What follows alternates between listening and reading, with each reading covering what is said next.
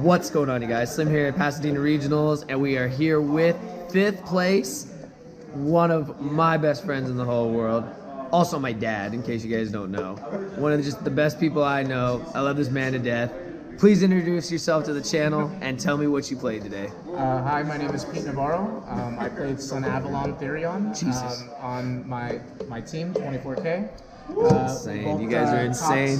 Two of us got top 8 today, Buddy Lawrence and myself. Yep. And pretty much why I wanted to play this deck is that I've always kind of liked plants. That's my favorite type the entire game. So I'm kind of like super fanatic that they actually do really well. And I've been working on the list with my buddy Ulysses, and he actually came up with like a very solid skeleton of it. And then we kind of theory crafted for like about 2 weeks on it, kind of got some ideas with it, and especially with the sideboard and the extra deck and things like that, we kind of came to like a really nice package of how the deck should work. And given the fact that, you know, with the ban list just happening, there's a lot of changes that people weren't sure to play. And this was probably one of the few decks where the Brave Engine plus a 1-card starter is like +7. That's insane from 1 card. That's a vanilla, which is like, you would think is a Garnet, but actually is the most powerful card in your deck. Yeah, absolutely crazy. Yeah, that's crazy. Yeah, before we get into, do you have any other shout outs? Yes, I want to shout out our Instagram, 24K Duelist. You know, it's on there. Link in the description. I got you guys as always. So want to thank them. Probably want to thank, you know, my team. Everybody's, you know, awesome. Mike Calario, he does everything for us here. So, you know, God, my government name. Yeah, like Mike Sanchez, you know, great, you know, friend, everything. You know, it's appreciate him. Photias, Ulysses, Ivan, Lawrence, Rigo, Manuel. I'm always gonna forget names, but but everybody that's on 24K's team, if whoever I forget. I'm sorry, I apologize. But I appreciate everybody on there. They've done a lot for us. Thank my mom, you know, my greatest supporters, Alex, my brother, all of them. They encourage me to keep playing. So a lot, yeah. So, but I appreciate everybody that's, you know, kind of contribute to this, and, you know, it makes me enjoy the game. I'm glad that real life events have happened again. Absolutely, and we appreciate you. Oh. We all do. So just can't forget that. All right, man. Well, without further ado, let's see what you played. Okay. So first off, it's the deck count's 45. Okay.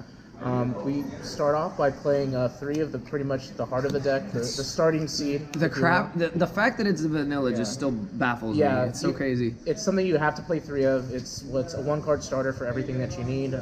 Depending on how you open up, it's one of the most important cards. It has everything going for it. It's level 1. It's plant. It's earth. 0, 600. It just has everything you need, and this you have to play 3 of. It's an absolute necessary piece to the deck. Okay. And then we also played the Brave package with it. So we're playing the 3 Enchantress, and you have to play the Brave Engine with this deck because it gives you coverance over the hand traps. So the biggest thing you're worried about is if you're going to worry about Effect Veiler, you're worried about Infinite Impermanence, you're worried about Nibiru, you're worried about Ash to an extent. This pretty much solves a lot of your problems, and it should have been touched, and this deck is only possible because it isn't touched. So the fact that she's there. And then, of course, the Griffin to finish out this piece of the Monster Adventure package. Illegal Knight, I think we talked about. It was probably one of the ones like I still kind of want to try. I mean, you could try it, but I just don't want to add more breaks to the deck. I understand it's really good going second, but at the same time, I feel like if you try going first, it just doesn't do anything. Yeah. So it was a toss-up. It's a card maybe you could test, but like you said, it was hard to get it down to 45, and that was already one of the biggest issues we had. And especially for consistency and prior, you know, we have different choices and preferences, and so we kind of came to that this was probably the best idea right now. The hand trap monster we only played 3 Ash. I feel that Ash is the most important hand trap in the entire game right now. Bell, in my opinion, is not as good. I know before Ulysses you liked Bell, and then we both kind of came to the conclusion that it was not a safe choice for this event, which I think was correct. I think that was really correct in the long run. Because we were playing other cards to prevent us from just losing if we have to go second. So honestly, Bell again doesn't solve everything, and Ash is really all you need, and she does everything for you. So I feel like that's absolutely important for her. Now, what kind of brings this deck together is the Therions, and so Lily is pretty much it's Regulus. 3 Lily and a Regulus. The Therion monsters are actually insane. I have not ever seen anything like this give like a +1 utility for everything, like especially Lily, because you just attach any plant, and then you go off and you continue and you search for the field spell. Then the field spell searches out Regulus, and then the fact that this is a plant, the fact that she's level 8, all of those are very like important like attributes for these cards. And the Regulus being in his own little pseudo omni negate, and he's not a effect negate. He's only effect negation, not activation. That's even more nutty. And then hidden being could be 3,500. There's a lot of utility that these cards bring to the deck, and whether you played in this deck or you played in like an own attribute deck of it, it's super high utility, and these are phenomenal cards. Like the fact that these just came out, these are like, this should be way above its pay rate at this point. And I think this was correct. The plant's obviously the most important one because she's the tutorable for everything. Regulus, you only need one because there's ways to recycle it. That's kind of funny. But overall, though, this engine's amazing actually for the most part. Now to go into the one of plants, because you have to play specific techs in this deck. So Sunside Sea Twin, you play the one because it's a brick. It's actually the only brick technically you ever want to draw on your deck, minus like one other card, but it just depends. But you need a Sunavalon Link monster to get the full benefit out of it, and then the graveyard effect doesn't come up as often. But if you never draw this, usually you're guaranteed so much gas that the deck doesn't stop, and that's what I like about it. So if I drew it, it was like bad. There's one game that I did draw it, I lost. Another game I actually won because there's little combos that are insane with this deck. Next up is the Mage Oil. This is a bread and butter card. It's super effective with the fact that you're getting life points, and we can explain the combo after. One Rose Girl, it's another extension plus combo piece too. She's an amazing card. She's so well designed. The fact that you can ditch your cost, get her back in the same turn. You can like tutor for her when you like actually needed like an additional play because you can use her as an extender. This card is amazing, and it's actually probably one of the few good cards that like is so generic for plants. It's super important. And then the last actual tech we play is the Rika Snowdrop. I like her for the ability if you go into the rank 8 Rika Queen, and it has value because if you get stuck with specific hands, I think you explained it before, where if you open up the twin, you can actually like summon it off from that, and then use this effect to make it level 8, and then go from there as additional certain extender. combos. I've seen a lot of people playing 2 twins. I don't think that's correct because it's a break in your hand that you don't want to see. I understand that there's still combos that you could do when you open that, and you can like summon it somehow. But it's just a card you don't want to drop because it could be anything else. Yeah, and it has a lot of like points with it too. And usually she's an easy side deck card, which is nice. But for the most part though, it's just it has so much utility, and it's insane with it though too. And then we'll go into the spells. Playable in the Coliseum. This card is amazing. The fact that you can search out Regulus or Lily at resolution if you have multiple copies. A lot of players forget that your monster can't die by battle because then you'll just send a card and then you just leave the card in play. So it's just so powerful and threatening. The other effect too is if you kill something if something dies by battle, yours or your opponent's, you can salvage a Therion back, which you just get back Regulus or you get back Lily, and you just use them as additional fodders and extenders in the deck, which most people don't, capitalize on or they expect that. So this card is beyond, it performed beyond my expectations for this event. If I add something to that? Yeah, go ahead. So a cool play that you could do with that. There's Sunavalon League monsters. Most of them have this effect, but we only run the one of them who does. So the League one has an effect that if you take damage, you get to summon something from the extra deck. Something that's cool is you could play this. You can crash into something, protect it from battle, and then summon something to whatever it's going to. Yeah. So it's probably one of the few it's just an amazing card overall. Then we go into the Brave package, the 3 Red Armister, the Fateful, and the Equip spell. It's pretty standard for the most part. No other piece is really needed. And again, it's absolutely necessary. Now, since Loki is the most important part of this deck, you need to capitalize on being able to tutor for it. So your biggest thing is 3 Painful Decision. I like this card if I'm playing against everything except for ABC Therion, because this is like what you need. And then you go with the Unexpected Die. I like this less against ABC Therion. I actually sided this versus it because this is more valuable because they're gonna banish it. So I'd rather have this for if I'm gonna do something or commit to a play, it's just safer. But it just depends. But you need this package because you're playing the 3/3 and then you're also playing the Loki, so it's 9. So you have 9 effective ways to get to the starter card, and that's literally all you need to do. This does have weird plays with the adventure package. Sometimes you do have to play this immediately, other times you don't, and you're fine. But the goal is to get to the seed, and once the seed starts, that's when everything flourishes pretty much at that point. And then the last thing you could say that goes with it is probably 1-for-1 because the seed's a level 1, so that's like everything that goes with it. And this is also very citable. I actually cited this out a lot, but for the most part though, this is like an engine. This is easily cited out too, and it just depends on your preference. But I think this is all you really need. Some people play Prius Riot's map. Map's very good. The only problem with that though is that I don't want it to take half my life points, and I do that kind of a lot already, but some games that you go into time, I was able to beat people under time, which is pretty funny, because you'll be at 8,800 in the combo, and that's actually kind of insane, so that works for that. And it also works with the Mage. So the Mage has an effect that if your life points are higher, you can summon it from the hand, so if you draw it, and you had map, you wouldn't be able to do that part of the combo. Yeah, and that did actually come up, believe it or not. That actually did come up today. And now to go into the Sunvine cards. Now you have to play 1 of the Sunvine Shrine and then 2 of the Sowing. And now the reason why you play these ratios is that the Link monsters can search these out, and the Link monster is not once per turn. So inherently you can search out all your full pieces if you need to, because we've run 3 of them, so these will tutor for that.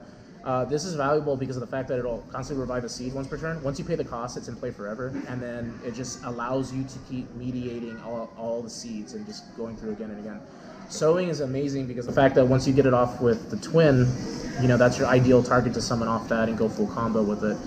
It's also, its other effect is actually really nutty too, is that people forget that if your Link monster plant is going to die by battle or by card effect, you can just literally use this to protect it. And a lot of people forget that. And this is, again, it's just being able to beat a valuable combo with everything altogether. And this also has an effect where you can salvage a continuous trap card. It didn't come up this weekend, but there's like applications you can do with it, and I'll probably explain later, but that's just mainly for what it is. And then we wanted to have boards that could, if we played second, we could break them. And honestly, that application worked out a lot. Again, this is what we preferred for it. It was 3 droplets, forbidden droplets, and then 2 forbidden chalice. I actually talked with Ulysses about this, and we preferred that Chalice was better over Bell in the long run because you want to be able to go first or second. Usually, again, you only need a 1-card starter. Your other 3 cards are irrelevant, or 4 cards, they're irrelevant.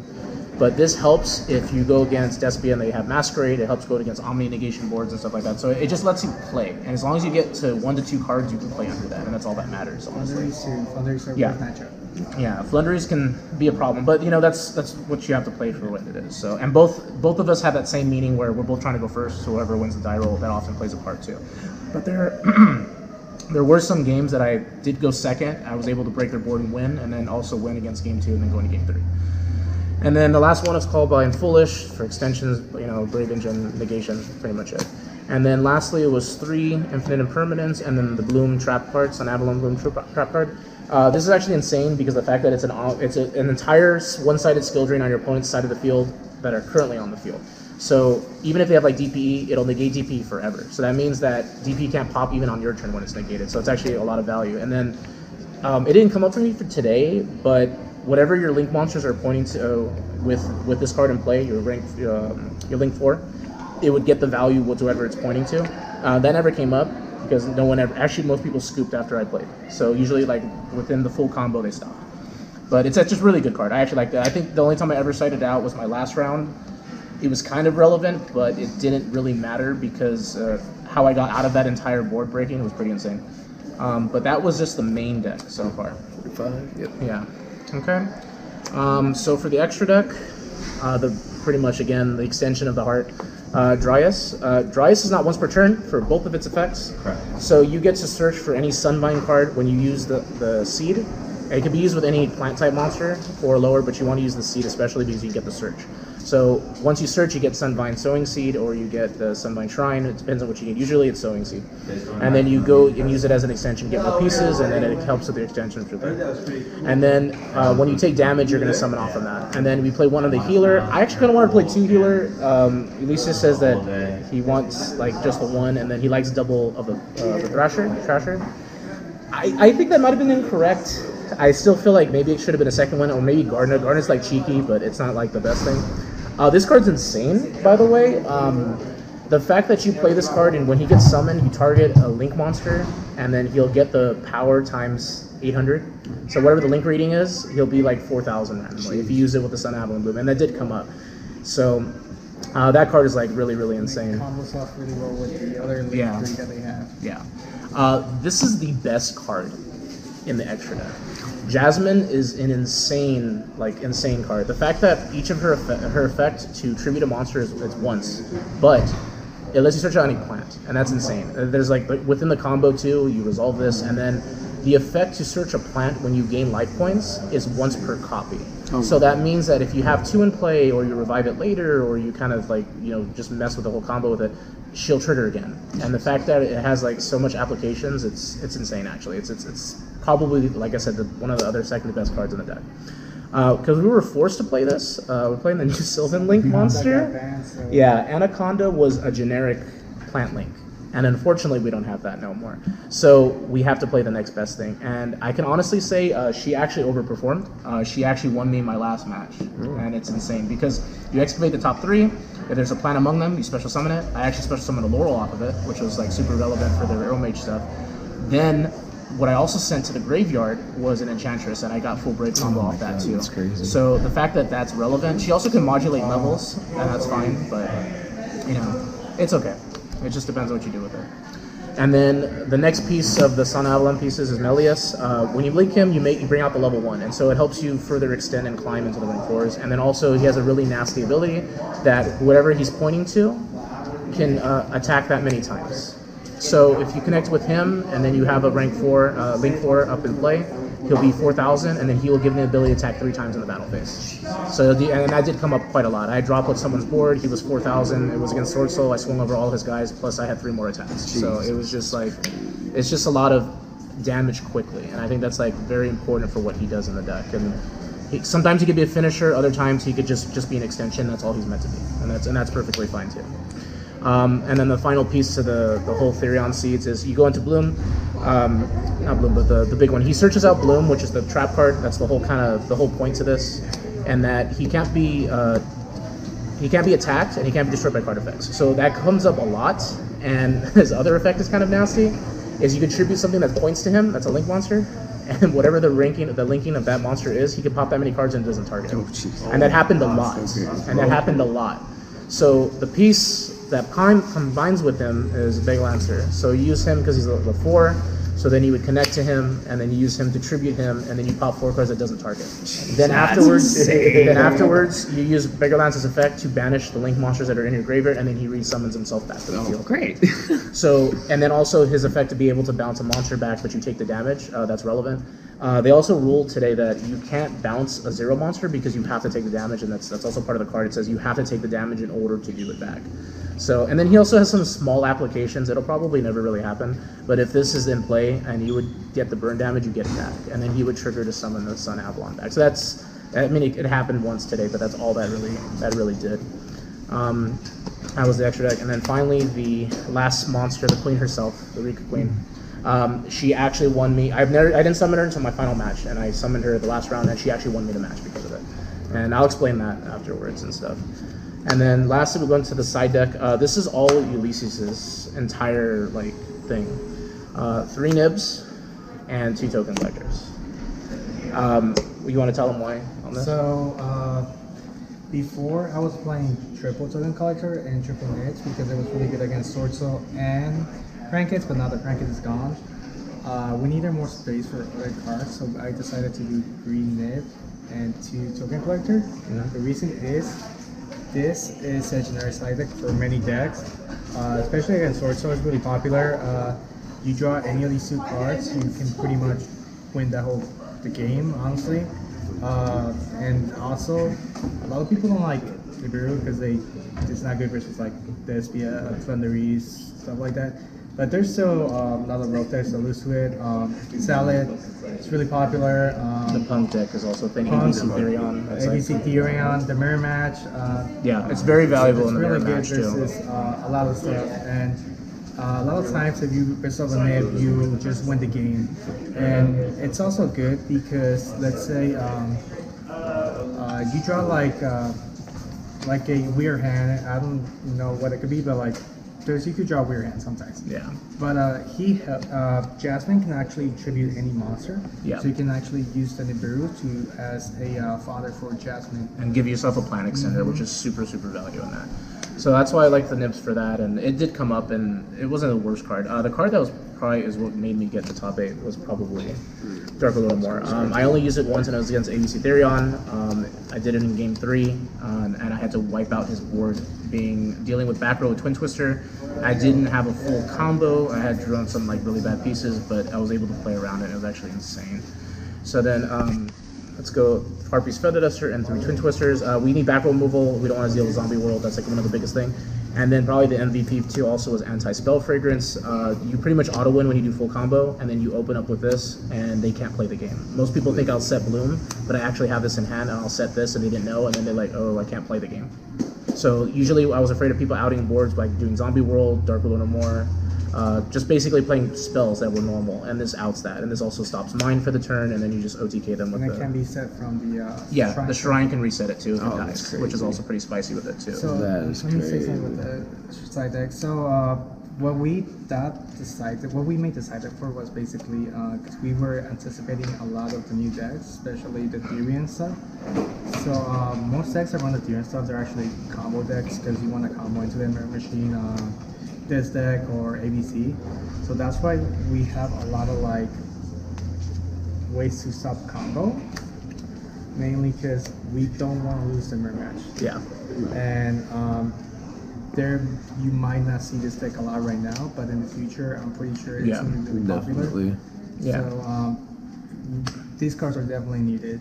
Yeah, board breakers are good, and just to kind of get an idea of what we're talking about and like what people want to see for it.